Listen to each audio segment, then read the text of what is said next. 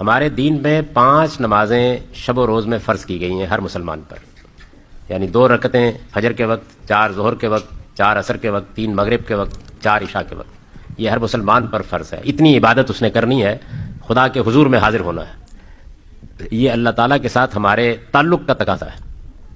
رسول اللہ صلی اللہ علیہ وسلم پر 6 نمازیں فرض کی گئی تھی، یعنی عام مسلمانوں پر 5 اور رسول اللہ صلی اللہ علیہ وسلم پر 6۔ اس کو قرآن نے سورہ بنی اسرائیل میں بیان کیا ہے، اقم الصلاۃ لدلوک الشمس الی غسق اللیل وقرآن الفجر۔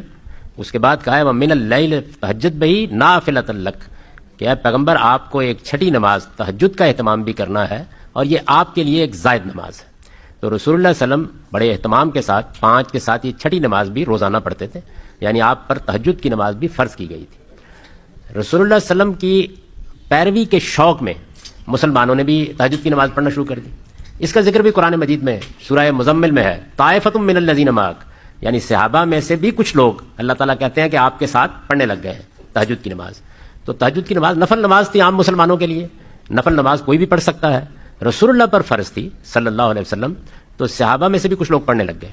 رمضان کے مہینے میں لوگوں کو زیادہ شوق ہوتا تھا کہ وہ اٹھ کے تہجد پڑھیں، تو بعض لوگوں نے جو مثلا مزدوری ساری رات سارا دن کی ہے اور کوئی مصروفیات ہے، تو انہوں نے حضور سے یہ عرض کی کہ کیا اللہ ہمیں اتنی رعایت دے سکتا ہے کہ ہم تہجد کی نماز پھر سن لیجئے، تہجد کی نماز عشاء کے ساتھ پڑھ لیا کریں؟ تو آپ نے فرمایا پڑھ سکتے ہو۔ تو یہ جو آپ روزانہ وتر پڑھتے ہیں یہ تہجد کی نماز ہے۔ رسول اللہ صلی اللہ علیہ وسلم نے اس کو عشاء کے بعد پڑھنے کی لوگوں کو اجازت دی جو صبح نہیں اٹھ سکتے تھے، یعنی تہجد کے وقت اٹھنا جن کے لیے مشکل تھا ان کو اس کی اجازت دی۔